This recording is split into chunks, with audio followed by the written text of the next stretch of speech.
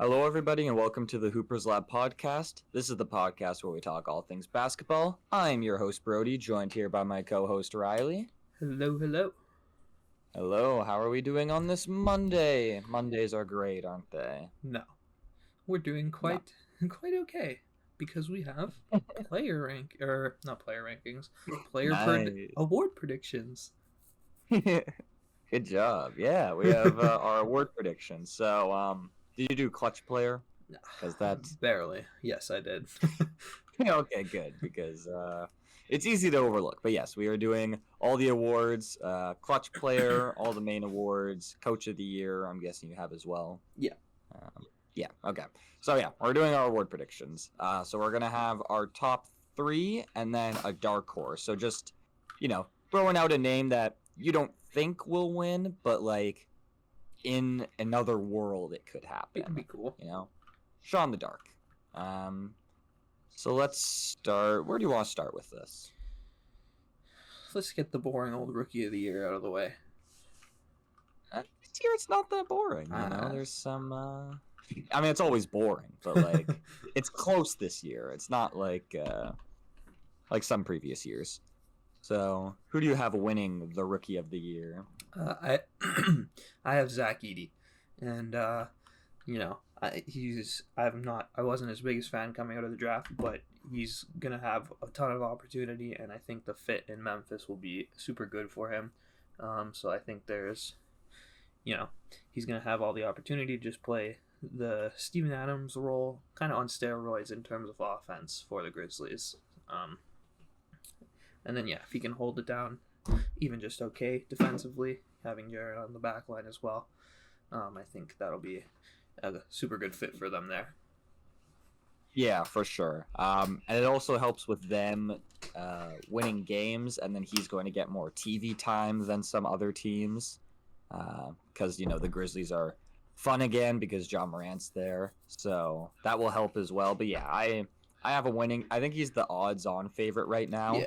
And it makes sense just because he is going to get stats. And yeah, like you mentioned, he is going to be in a Steven Adams role, but he might be relied on more on offense, especially with G.G. Jackson out, and also Vince Williams Jr. is out. So and he's just so big, like just the option to just dump it off to him, and when you're in like a panic, and you can get a bucket there down low, like and Memphis will be a super nice fit for him. So I'm excited to see that.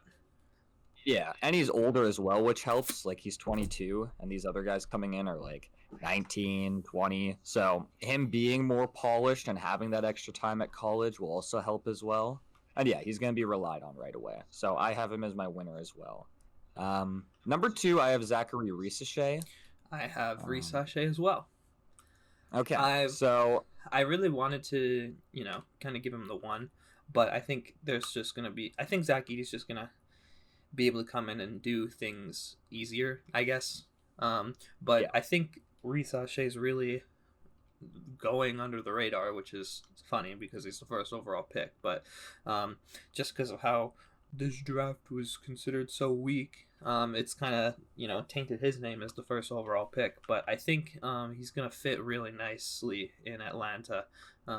He's super good off ball, and they have a super ball dominant guy in Trae Young, and I think it's just gonna kind of click. I'm hoping he starts.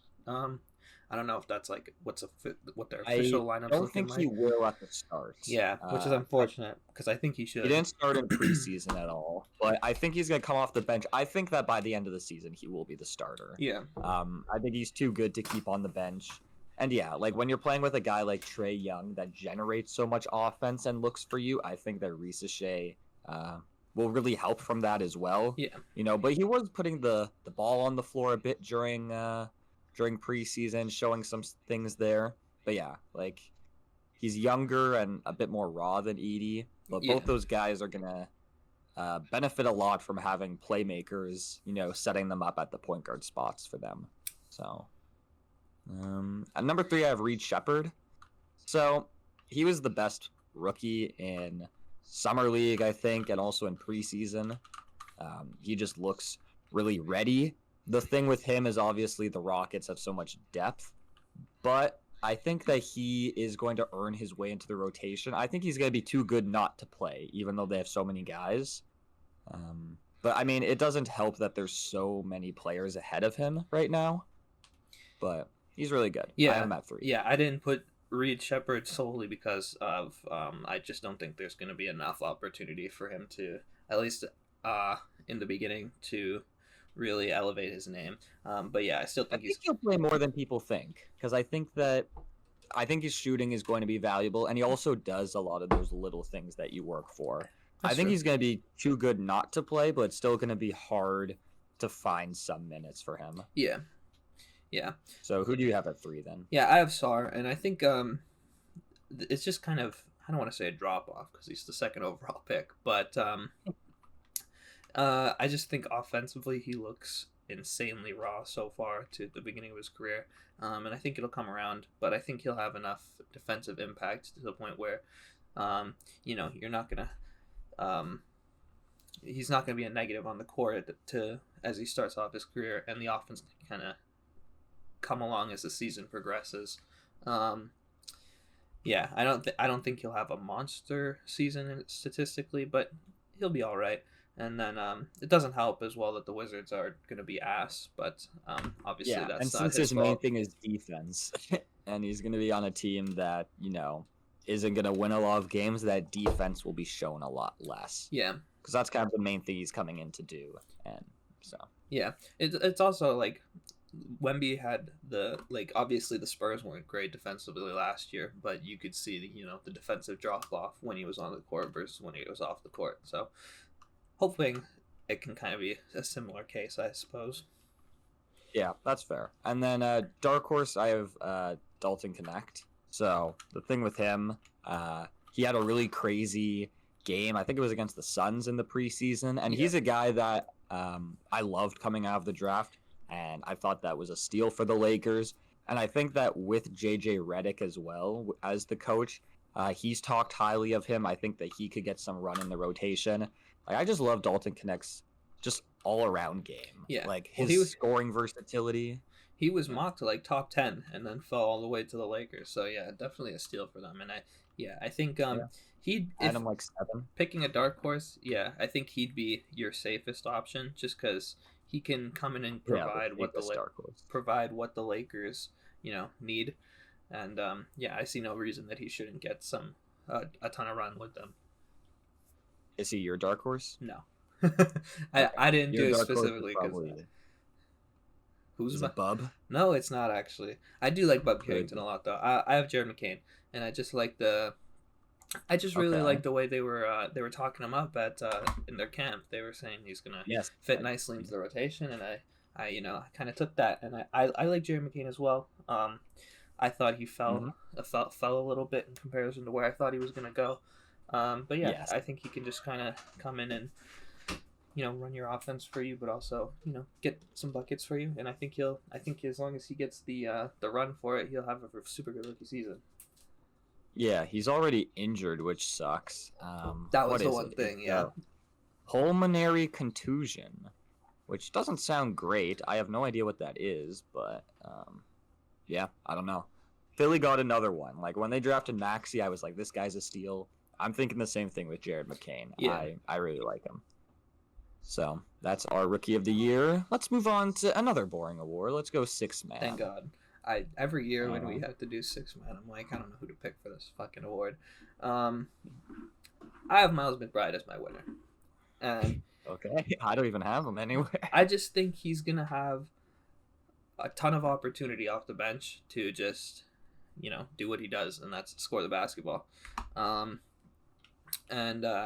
think he'll improve a lot in having a more secure role since the Knicks have very limited depth. As much of a madman as he is, Tom Thibodeau can't play the whole starting lineup 48 minutes a game.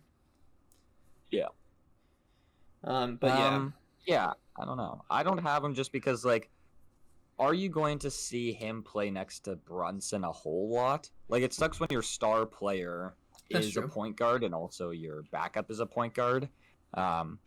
I don't know. I don't see him being as good of a scorer as some other guys that come off the bench. I mean, I think that he will be really impactful. I just don't have him in consideration for this award.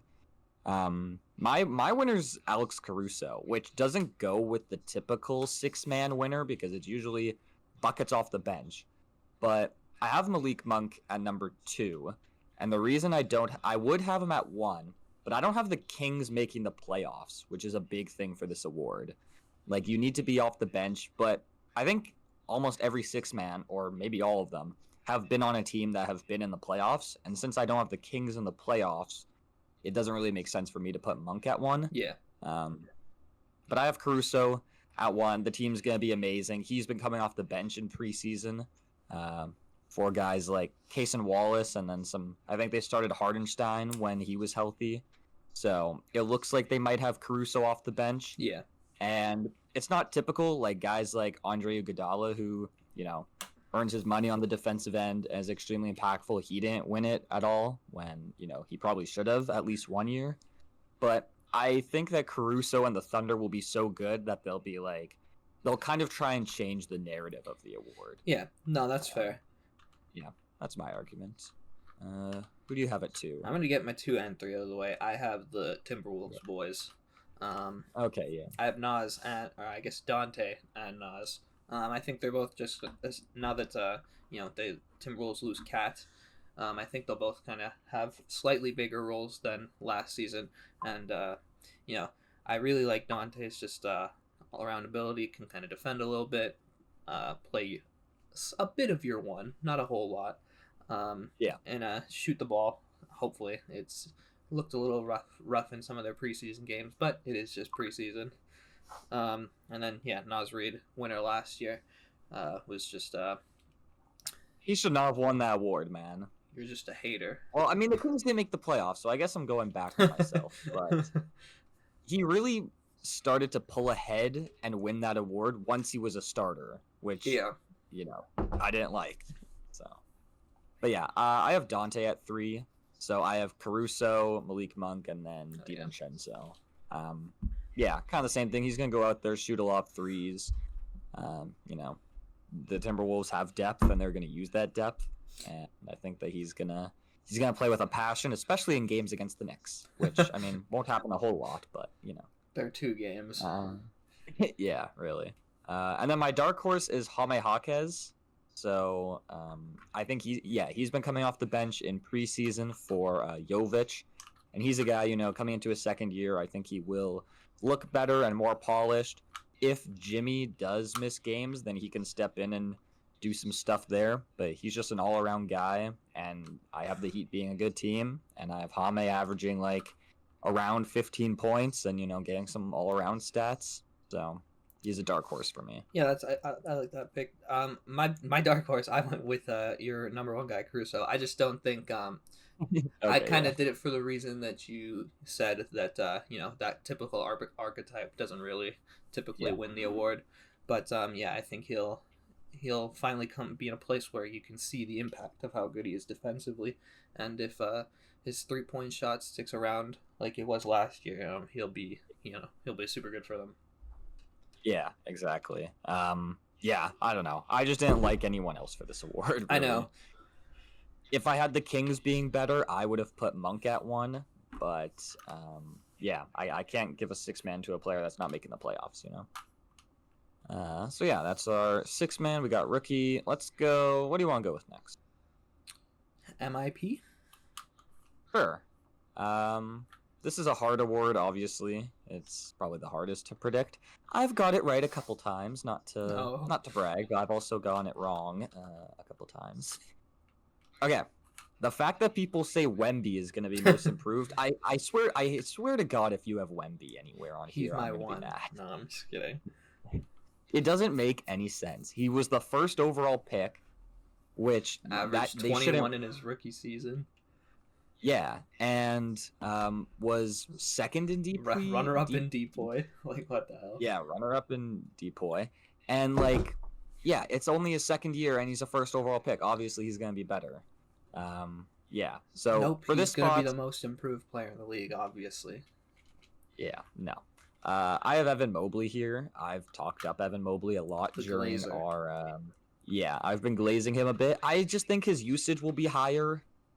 I think that Kenny Atkinson has talked him up a lot, saying that, he's going to be a guy that can take the ball up the court. He's going to be given the green light more when it comes to perimeter shots. And he's a guy that's kind of been, we kind of thought that he was going to be in a better offensive place in his career by now, because when he first came in, it was so good, but it's kind of been stagnant a bit since the first year. Yeah. But I think that this could be an opportunity where he really explodes with more confidence under a new coach. So yeah, I have him winning. I like that.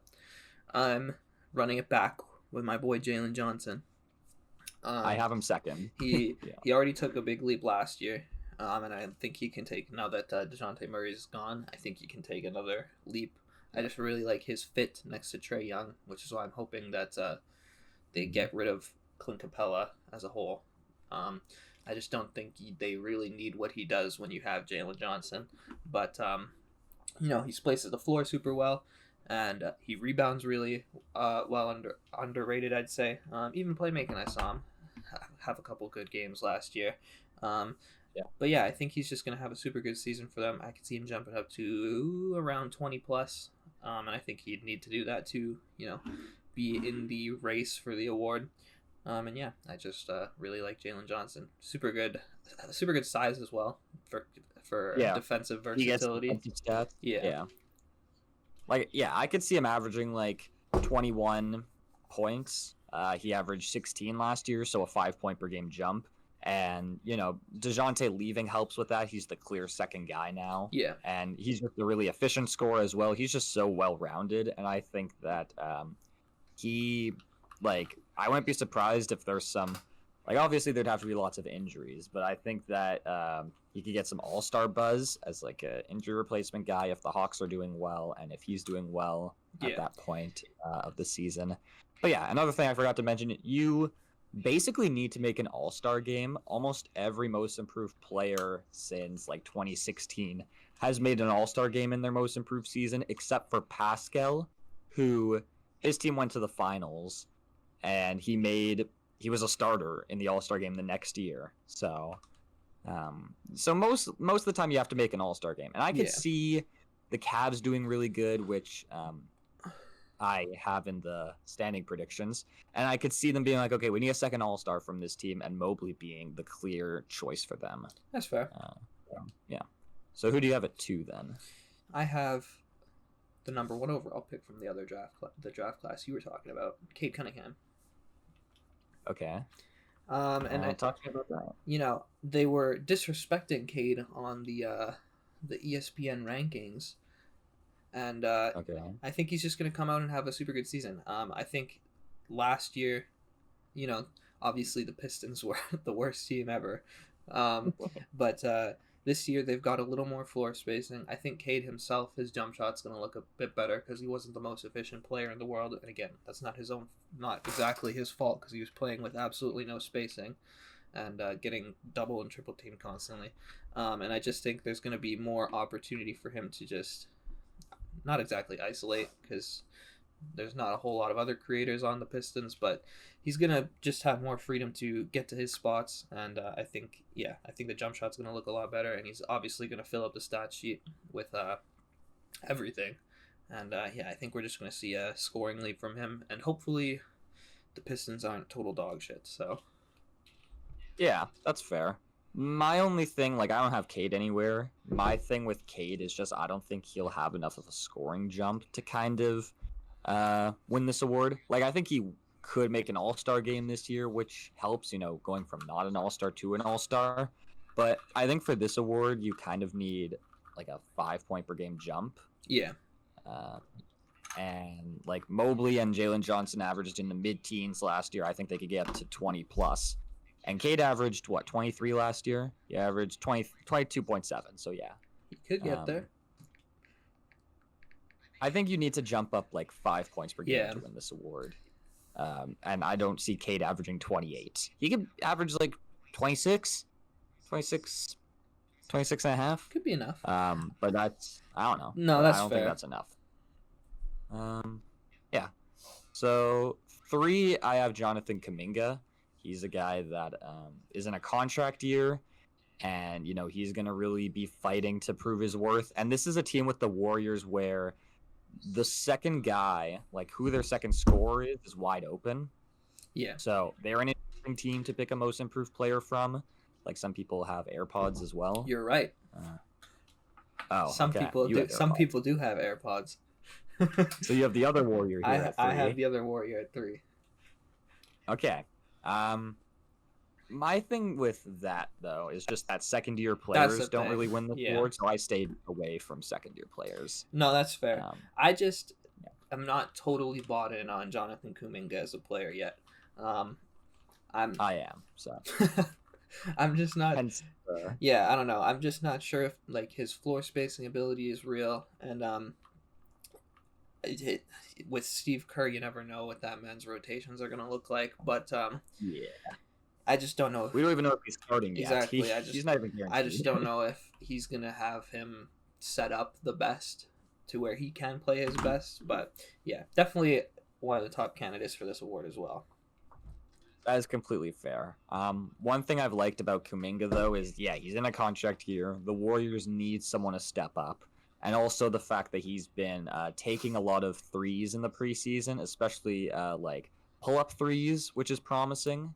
So I think that on that area of the floor, I think he can improve. Like, I think he can average, like again, a 5-point jump. Like, if he averaged 21 at the end of the season, I wouldn't be too surprised, like, if he's hitting more threes, if he really proves himself on this Warriors roster. That's fair. But if you don't have faith in Steve Kerr, then that makes sense as well. Of course I don't have faith in Steve Kerr. But yeah, I have Pods as my 3. And I just think there's more opportunity for him, and I think he kind of fits more in the offense that Steve Kerr likes to still try to run.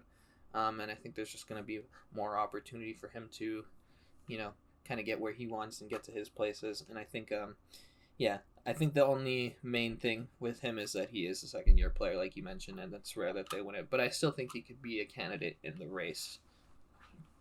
Yeah, that's completely fair. And then dark horse. I'm not too confident in my dark horse. I kind of picked this dark horse before the preseason, and then with the preseason, I haven't really seen the jump that I've wanted, but my dark horse is Dyson Daniels.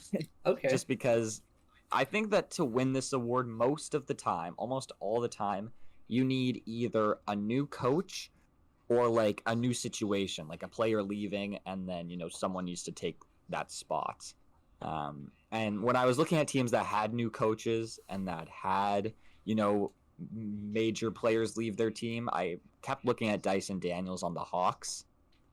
He's a guy that will start at the shooting guard position for them, so that's already something huge. He's going to be a starter this season. So you have that. And he's a third-year player, which is kind of like the sweet spot. Third or fourth-year players is kind of where it's usually won this award.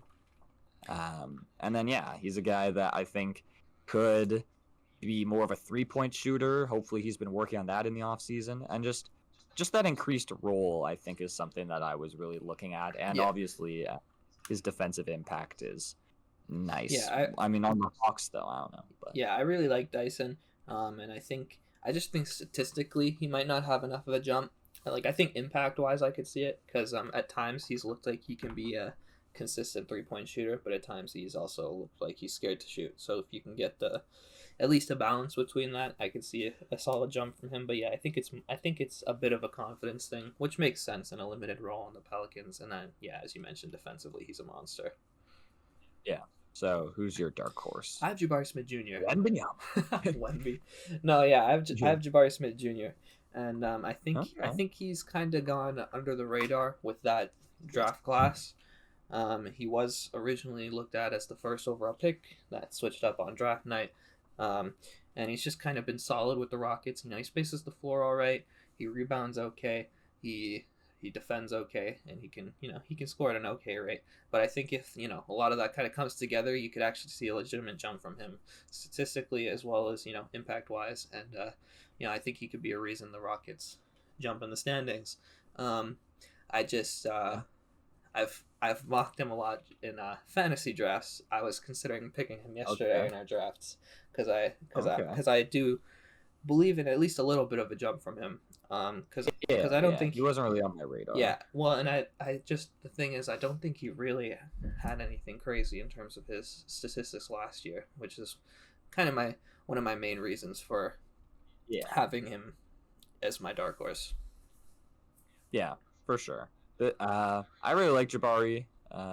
There's lots of mouths to feed in Houston, which hurts him a bit. Yeah. Like if he was on a team where he was more prominent. I mean, this guy was, a third overall pick, and the talent is there, but he's just not very prominent in this Houston team, which sucks for him. But yeah, like him having that explosion isn't out of the question. Like I could definitely see things clicking for him since he is so like solid at many things. Like if he really takes a step in lots of areas, I wouldn't be surprised if he, shows out. Yeah. Yeah, I think just opportunity is a big question with him on that Rockets team. Yeah, no, that's fair. Let's go to. Did you do your dark horse? Dyson was your dark horse? Yeah, he was my dark horse. Shit, He was not. I thought he was your 3. Yeah. Trey Murphy just No, signed. Kuminga was my. Trey 2. Murphy just signed his extension, 4 years, $112 million. How many is that annually? 28. That's almost 30. Yeah. Yeah. Bad contract. NBA players be getting money. Bad contract. Nah, numbers on the board is gonna say that's a steal. For real. They ride Trey Murphy so much. Kenny. Just kidding. It's all of them though.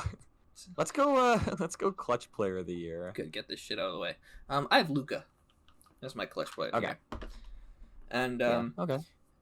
there are some other players that I'll get to who I think are also have a very legit chance, but I just think Luca's gonna have the moments, and I just think he's gonna have more opportunity for clutch games than some other players, and we know what Luca does in the clutch, so I don't know. I feel like there's not a whole lot to say about this award.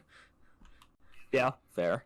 I went kind of weird with clutch player of the year. My number 1 is Kevin Durant. Okay. Now, I have him at 1 because mostly like the storyline and because like we know Kevin Durant is a clutch player, but last year this Suns team was the worst clutch team in the league. So that was obviously, I think, a bit of coaching, a bit of trying to find offensive cohesion, not having a point guard, stuff like that. But yeah, they were worse in the clutch than the Pistons. So it just brings such a good underdog like storyline for Durant to come in and just win this award and prove that he's clutch and that the Suns are clutch. We both have the Suns winning more games this year, and I think that they will be a better team in the clutch. Kevin Durant will have a good offensive year. Yeah, I don't know. If it's mostly the storyline, it would just be kind of cool if they had that the turnaround. That full full 180. I agree. I don't mind that pick, and yeah, get it to my boy. Yeah, and then I have Luka at 2. So yeah, makes sense. I have Jalen Brunson at 2. Okay, yeah. And I just think, I don't know. I just think Jalen Brunson He's also showed us last year in the playoffs that he can be a pretty good guy in the clutch, and he's going to have the ball a lot because there's not a lot of other ball dominant options on the Knicks. Yeah, for sure. So I have KD, Luka, and then at 3 I have Jimmy Butler. So I think this award is kind of won by more middling teams. It's not really teams that are at the top of the conferences. It's kind of those teams from like the 3 to like 7 seed, I'd say, in that kind of range. Teams that are good but in lots of close games. Yeah. And I have the Heat having, a bounce back year from last year. I have Jimmy having a bounce back year as he is in a contract year. I think he'll be more determined. And yeah, like he's a clutch player, obviously. He's a guy that I think will care more in the regular season and in the clutch. I think that the Heat will be in a lot of close games, and then Jimmy will kind of turn it on in the fourth quarter. So yeah, my 3 is Shea, and I just think he'll have the moments, but I don't think he'll have. I think his moments will be limited because I don't think the Thunder are going to be in a ton of close games. Yeah, for sure. And then my dark horse is this is the darkest of horses. Oh.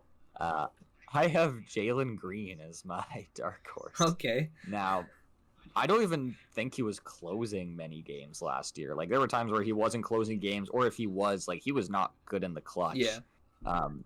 But if that second half of the season is real, he's in a contract year. I have the Rockets exceeding expectations, and in order for them to do that, someone has to step up, especially in close games. And like, I just like see a very distant world, not similar to ours, where Jalen Green, balls out and has lots of good moments in the clutch and really, is looking like that second half Jalen Green in the clutch. Yeah. He has the ability to do so, and even though it's kind of unrealistic, I see a world where it could happen. I don't mind that pick. I was trying to buy Jalen Green stock last year, and he ended up disappointing me. So I love to see more of the jump this year. Yeah. Who's your dark horse for this award? I have DeJounte Murray, and I just think I think he just kind of fills what the Pelicans need. They were a really like awfully ran clutch team. Their sets were disgusting, and I just think DeJounte Murray hit back-to-back game winners last year. Was it back? I forget how exactly what happened, but yeah, just a solid clutch, solid clutch player, and a legitimate point guard who can actually settle the Pelicans down in the clutch, and yeah. Yeah, for sure. The storylines there. They're a team that's kind of gonna be in that range to have a clutch player of the year. I don't know if it was back to back. I think it was something else that was back to back. Then, if it wasn't that, he won it for them in back to back. Oh, game winners, back to back game winners. Okay, so he did, I guess. Yes. Should have traded Trae Young instead. Looks like he did. So yeah, and if he's gonna be on a team like the Pelicans, he's gonna have the opportunity in the clutch to kind of be that guy.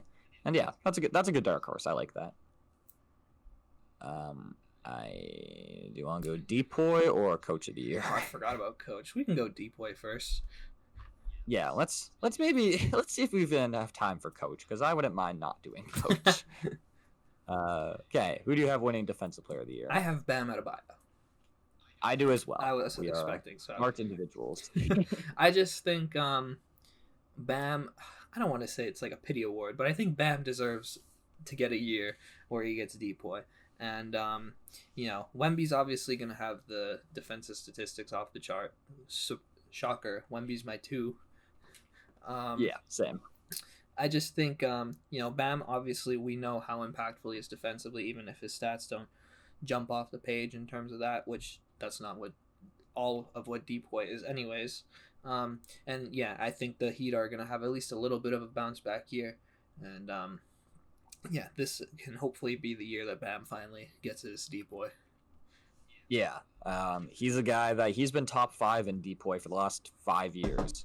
The past 5 seasons, he's been in the top 5. So it is kind of like a pity, like, here, motherfucker, just take it.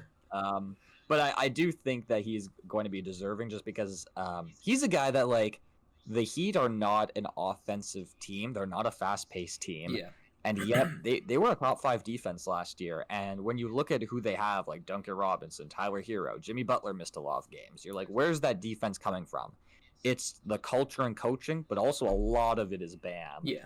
Covering up a lot of stuff. Like, if you look at just the defensive stats, like he averaged a steal and a block last year, like nothing crazy.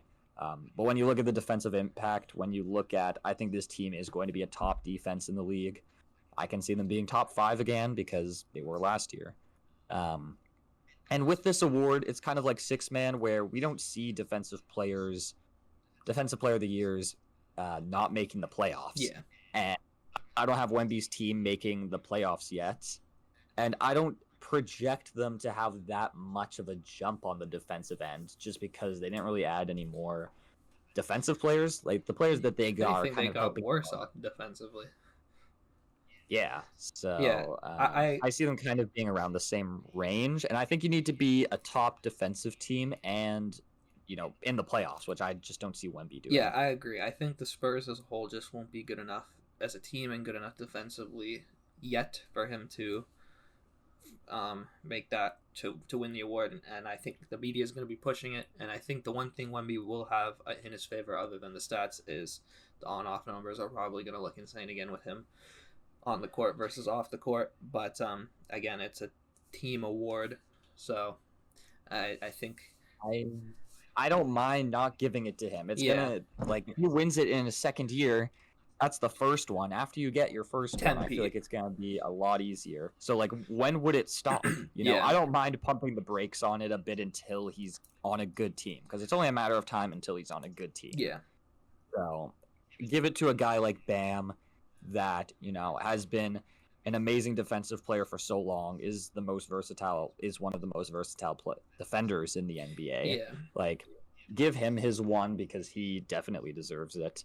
And then you can give Wemby the next 10. yeah. And you because know? I think Gobert's name is officially kind of going to be out of this race, just Yes, because I don't have him anywhere. just because he won the 3, had the 1 year with the Timberwolves where they looked mid, and then came back and had a bounce back year and won it the last year. So yeah, I think his name's kind of officially going to be gone from this list, especially as he starts to regress as well. So yeah, Yeah, for sure. Bam's award. And then who's your third? I have Mobley. I also do. I think he was obviously in the race 2 years ago, and I think with the bounce back year this year and more confidence under Kenny Atkinson, you'll kind of see him have a bit of a resurgence there as well. I agree. And if Bam wins this award and if Gobert's dropping out, I could see Mobley as kind of taking that Bam spot where he's constantly in these conversations. Yeah. So I could see him consistently jumping into that role because, yeah, Gobert's not going to win another one. He's not really, I don't think that'd be in consideration even if the team is great defensively and if he's great defensively. I think he's done. He's capped off. Yeah. And then my dark horse is the best center in the NBA. Oh. It is Herb Jones. We have the same dark horse. Yeah, it's a good dark horse because, like, I mean, he's gonna get a lot. He already is such a super impactful defender. He was all defensive first team last year, and now he's gonna be in kind of this. I guess he's gonna be in more of like a free safety role, maybe. If Herbert Keyshawn Jones can keep the Pelicans as a top 5 defense like he did last year, Yeah, he deserves the award. Yes. Without a center. It's crazy when you look at Herb and then also Caruso, the impact those guys had defensively last season, because their teams had no good defenders on their teams, and those teams were somehow top 10, top 5 defensive teams in the league.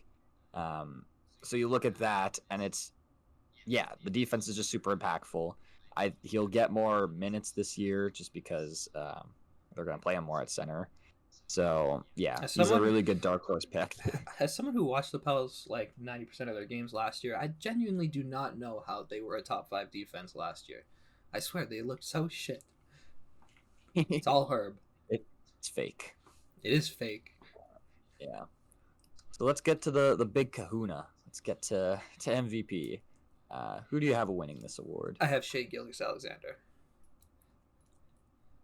All right. A bit basic. It is basic, but I feel like he's going to run away with the award. I have Luka at 1. And I think, where did you have the Mavericks in your standing prediction? That's the reason I have Luka at 2. I think I had them 3, maybe. Where did I have them? Okay, you had the Suns too, and then I had the Mavericks at 2. So yeah, Mavericks 2 seed. Luka is coming in with more rest than he's coming in with more rest because he didn't play at the Olympics. Yeah, and it's another like, here, take it. Like, if he doesn't have an MVP, it's kind of gonna be crazy, just because like he's proven that he's more valuable than Shea. Like, if Shea gets an MVP before Luka, it's kind of crazy. He's been top. He's obviously a guy that's always in those conversations. He was 4th in MVP in his second year. So he's a guy that, like, I think he'll do the same things statistically as last year. I have the Mavericks being the 2 seed. And obviously we have him both in Clutch Player of the Year as a runner-up. So he's a guy that it is kind of like a here, take it. It's more so I have Shea at 3. The reason I have him at 3 is because what's the difference between, like, him and a guy that gets no MVP love and a guy like Jason Tatum? that's fair. Both those guys, amazing players on number one seeds. They're going to be dominant in the regular season. The media likes But- Shea. That's the difference. Yes, that is true. The media also loves Boston, though. So, I don't know. Yeah, I had Shea as a top guy in my MVP last year, and I don't know. He's not more valuable than Luka. It's just, that's what it comes down to. That's fair. I just think the Thunder are going to run away with the West, and I think Shea's going to have the statistics again to back that up. And I think he and with Boston ran away in the East last year, and Tatum had good statistics. Tatum didn't average 30. You're right. Yeah. I mean, Tatum also doesn't fluff. This is true. The Shea hater has him as the MVP. I gotta go with what I think they're gonna go with. But yeah, my worry is just mostly the Mavs themselves. Because obviously Luka's gonna put up his fucking 35-point triple doubles that he always does. And he's just so good that's just an everyday game for us with Luka. But yeah, I just worry because I think the Mavs are can range more in the West standings than others. Yeah, I could see them going for being the 2 seed. I could also see them being like the 5 seed, which is where my if they're as worry with good them as I comes in. think they're gonna be, if they're as good as I think they're gonna be, then I have him winning. But yeah, there definitely is more room for error with this team. It's not guaranteed like the Thunder. Yeah. So that makes sense. I think that the voters love Shea, and that if I were to pick what the voters were gonna do, it would be Shea. Yeah, But based off how I see the season going, I think Luka would be the MVP. I hope Luka And if we're gets talking it. about MVP moments, he had 70 last year. Like if he gets 70 that again, would be crazy. or even higher, 80-point. I don't know. Whoever, I don't care if it's Cam Thomas, whoever gets an 84-point game is winning it. Actually, no, that's not true. Kobe didn't even win MVP when he got 82. I don't think. Definitely. Did he? I don't know if it was that year. No, I don't think so. I don't think so. It must have been later. I don't think so. No, it was the year. Yeah, it was like a year or two after. Yeah, I'm looking at it now. Okay, yeah. He was 23rd in most improved player when he was 27 in the 05-06 season. Why did they even have in 05 though? Why did they even have that? 23rd? Boris Dio won this year. Yeah, why? Who was the one vote that got him? Yeah, 23rd? he literally got one vote. LeBron got some votes. Okay, LeBron. This is 21-year-old LeBron. I personally think Luka was the most improved player last year. Okay. Sure. So yeah, I have Luka 1, Shea 3. I have Giannis at 2, just because again, I don't think the voters like Giannis. But if the season goes the way I see it going, I think Giannis is gonna come into this season with a huge chip on his shoulder. We know how dominant he is. I have the Bucks being better. I have him being better. I have Dame being better. I have this team being better than lots of people have them. Yeah, so I didn't for me- I didn't have the Bucks being much better, which is kind of why I have them. Yeah. Giannis at 3. But if Yeah. they can come out and have a good season, and if Giannis comes out and has another great season like he did last year, I definitely think he deserves to be legitimately in the MVP race next season. Yes. Another knock against him, though, is that the other guys are first timers, and Giannis has already won. It feels like he's won 5 the way the voters feel, but he's only won 2 MVPs. Yeah, Giannis has had voters fatigue yeah. since he started winning them and since his championship, which is a shame because, last year it never felt like he was truly in the conversation, but he had a fantastic season last year. So He had a case. But yeah, what was I gonna say? Yeah, I think he'll be a first-time winner this year, so that hurts his case. Like, I think that the NBA will want a first-time winner with guys like Luka and Shea having kind of more priority. I think they'll try and push those guys forward for MVP more so than Giannis. So it is the politics of it, kind of. So yeah. And then Dark Horse, who do you have? I have John Morant. I do as well. Ah, boring. Yeah, I just think he's gonna come back, and when the short stint that he did play with them this year, they looked like a confident team. So I could see, obviously having a full season and having some new weapons around him that he'll have a good season himself, and the Grizzlies will at least be back in the playoff race. So yeah. Yeah, for sure. ESPN has him averaging 30 or 29 points per game in their like projections. I don't think he's going to average 29.7 points per game like they think What do you he average in his will. last healthy season? Probably like 26. I don't think he's gone up to I was gonna 27. say I feel like I'll check. 29 is quite a His lot. career high. Oh, his career high is 27. So, but this was 2021 to 2022, which is crazy. I didn't know he averaged 27 in his third year. So yeah, it was 27, 26, and then 25. Well, 25 was last year, Yeah. so that doesn't really count. The last year he was healthy was 26 points per game. So yeah, I mean, if they have him scoring almost 30 a game, and I if can the see it, Grizzlies yeah. are as good as he could be, like he definitely could be a dark horse. Yeah. And then also like the storyline for that would be crazy, but it's a very dark horse because these other guys are established top 5 players in the league, and I think you kind of need to beat. Well, Shea's not established for some; he is for me. But I wouldn't. if he wins every, yeah, I just wouldn't be surprised if in any order, or I would be surprised if this wasn't the top 3 in like any sort of order. yes, for sure. I think that this is going to be the top 3. Shea is the favorite, I would say, in terms of like if you want to predict what the voters will say. Yeah. And just how the award usually goes. And then Giannis kind of has the biggest disadvantage out of those 3 guys. And then Luka's kind of just like the safe pick. Yeah. Because Luka's gonna put up godlike games every night. Yeah, pretty much. Like he averaged 33 or 34? 33.7 maybe. Maybe it was 33.9. I just looked. Yeah. So yeah, basically 34. Like he averages 35. 9 and 9. Like man, Luka's just too good at basketball. And you have him on fantasy now. That's right. My team is about to dominate.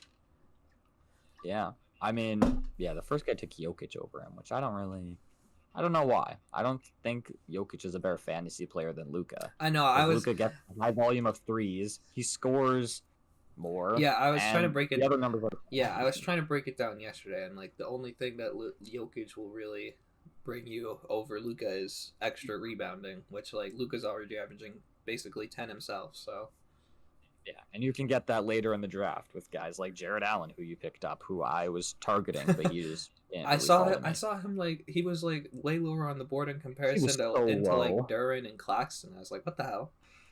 Yeah, he was disrespected. I think I took him in almost every like mock draft I did, just because he was so low. Yeah, coach of the year, I guess. Mazzulla. I have him at 2. I have Kenny Atkinson 1 just because of if he does again what I think that he will do, then I have him here. But also, I think that this could be a here motherfucker. Like if the Celtics are the 1 seed again, even if they have a worse record than last year. Yeah. Yeah, it's kind of weird that. Well, I mean, it makes sense, but like the Thunder are going to be better this year, and Mark already won Coach of the Year, and Joe Mazzulla hasn't. I think Mazzulla just has a pretty good reputation around the league so far. So he's building, yes, and it's well since last season for sure. Like once he won that championship, I think people's eyes are open more to Mazzulla ball, his coaching ability. Yeah. So. And then I have Spo 3, just because I think the Heat will have a really good year. I have Spo so if 2. that happens, and it's crazy he hasn't won. I know. I had him at 1 originally, and I was like, I don't know if the Heat are going to be good enough to put him at 1. Yeah, that's the problem. If this man retires without Coach of the Year, it's crazy. Ban the league. There are certain like awards, like Tim Duncan doesn't have a Defensive Player of the Year, which you could argue he's the best defender of all time. Like I wouldn't be mad at that. Yeah. And well, other than the second best, he's not very good.